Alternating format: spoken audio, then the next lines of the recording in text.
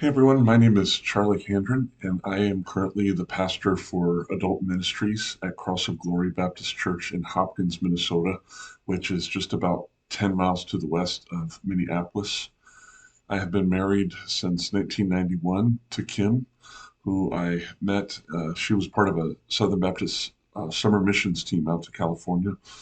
And yeah, the first thing we did together was do door to door evangelism together, and we just really connected and had a kindred spirit. And it's been a great privilege doing life with her all these years later, all these years since that time. We've had one child together. Her name is Rachel. She's 28 years old, and currently she's not walking with the Lord.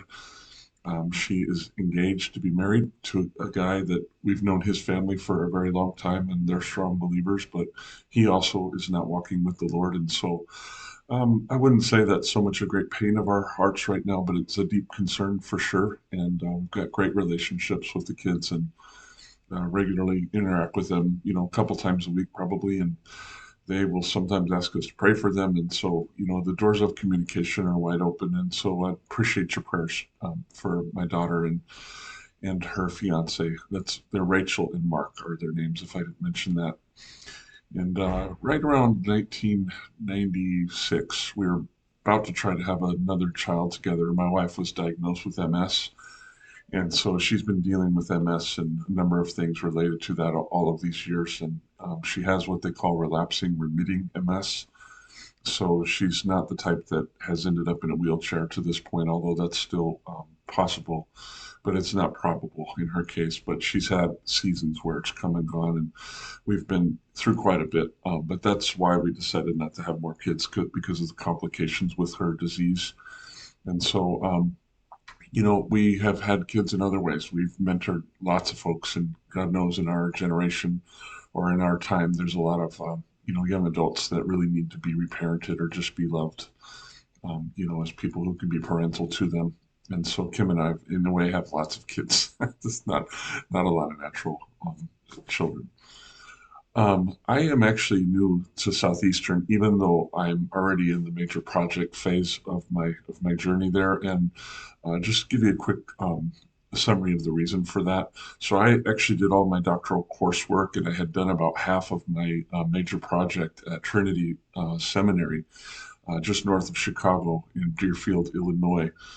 But in 2020, actually starting in October of 2019, our family began to experience just a long, long string of tragedies. We had 14 straight months where some tragedy hit our family. So seven people very close to us in our families died. They weren't distant relatives, but very close relatives. And every death comes with roots and implications, and in every single case, the roots and implications were deep and difficult to deal with. And we had some other tragedies happen. A couple teenagers in our family were sexually assaulted, and everything wrapped around that was really hard. And it's just a number of things. There's more to be said, but I'll keep it at that. It was an incredibly hard time of life. And of course, in March of 2020, then COVID hit.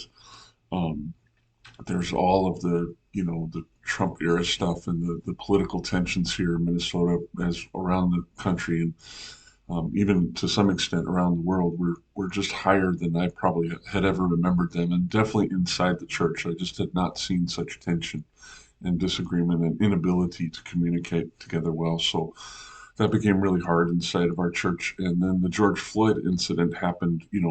At that time I was out a little bit farther from Minneapolis, but we were 30 minutes from the place where George Floyd was killed. And all of the implications of that were very difficult for people living in the Twin Cities area.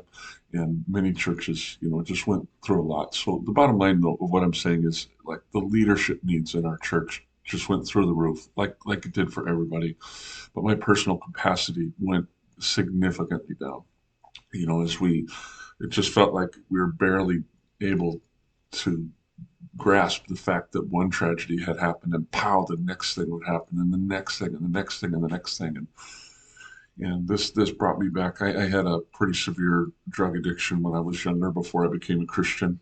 And I went through a lot of really horrific things, and all this, current trauma started bringing up past trauma that I had tried to deal with before, but it just came up in fresh ways. So So enough said about all that. I'm just saying, my personal capacity was going into the toilet, and the need for leadership was very, very high. So I tried to take a short sabbatical just to get some things together, but it just wasn't even a beginning really of what I needed. And so I ended up having to resign my ministry. Before I did that, though, I actually dropped out of TEDS, and my advisors there were we had become friends. They loved me. I loved them, and they knew it was a hard decision. They also told me that's the right thing to do. You have to do that. So, long story short, Kim and I went through a lot, even after resigning ministry, and but the Lord brought us to a place where we were restored into ministry here at this church. I just started full time back in October of last year. And a couple months before that, Clint Calvert, who's one of the leaders up here in Minnesota, Wisconsin Baptist Convention, he had reached out to me to talk to me about the possibility of rematriculating into Southeastern. And I had already been thinking about going back to TEDS, but that's Trinity Evangelical Divinity School.